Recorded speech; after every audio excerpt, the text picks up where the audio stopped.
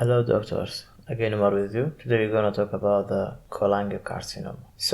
Cholangiocarcinoma is a type of cancer that arises from the cells that line the bile ducts, which are tubes that carry bile from the liver to the small intestine. It's also known as bile duct cancer. Cholangiocarcinoma can occur in any part of the bile duct system, which includes the intrahepatic bile ducts within the liver, the extrahepatic bile ducts that are outside the liver, and the gallbladder. There are different types of cholangiocarcinoma, which are classified based on the location within the bile duct system. Intrahepatic cholangiocarcinoma, this is a type of cancer originates in the bile ducts within the liver. We have perihilar or Klatskin tumor. This type of cancer occurs at the point where the right and left hepatic ducts meet to form the common hepatic duct, which is the main duct that carry bile out of the liver. We have another type, distal cholangiocarcinoma. This type of cancer arises in the bile ducts that are outside the liver, closer to the small intestine. We should not forget, like, cholangiocarcinoma is a rare cancer, but it's considered to be one of the most challenging cancers to treat due to its location, late presentation, and limited treatment options. The cholangiocarcinoma may not cause any symptoms in its early stages, and it may be diagnosed incidentally during medical imaging for other reasons. However, as the cancer grows and spreads, it can cause a variety of symptoms and complications, which may include jaundice, abdominal pain, unintentional weight loss, fatigue, portal hypertension. Let's focus on the portal hypertension. Cholangiocarcinoma can block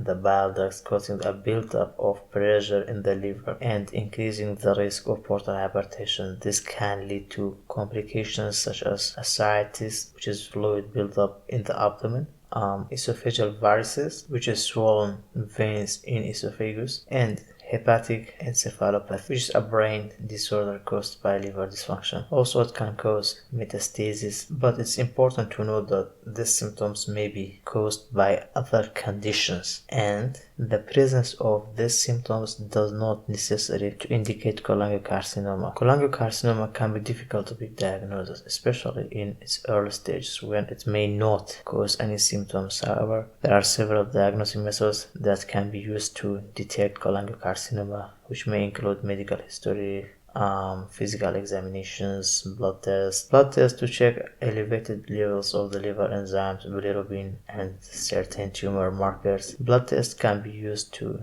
check for elevated levels of liver enzymes, bilirubin, and certain tumor markers that may be associated with the cholangiocarcinoma. Imaging tests like CT scan, MRI, PET, they are used to visualize the bile ducts and surrounding tissues. We can use endoscopic retrograde ERCP and PTC biopsy also. Those diagnostic methods may be used alone or in combination depending on the individual cases. The treatment of cholangiocarcinoma depends on the location, size, and stage of the cancer, as well as patient's overall health and preference. The treatment options may include surgery, radiation therapy, chemotherapy, liver transplantation, palliative care. Surgery is removal of the cancer tissue is preferred treatment for cholangiocarcinoma if it's detected in the early stage and the cancer has not spread beyond the bile duct. Surgery may involve removing parts of bile duct, the entire bile duct, or the liver, depending on the location and extent of the cancer. Liver transplantation. In some cases, a liver transplant may be considered for patients with early stage cholangiocarcinoma that has not spread beyond the bile duct and who meet certain criteria. In addition to medical treatment, patients with cholangiocarcinoma may benefit from making certain lifestyle changes to help manage their symptoms and improve their overall health. This may include, again, eating a healthy, balanced diet, rich of fruits and vegetables and whole grains, and lean proteins can help provide nutrients needed to support the body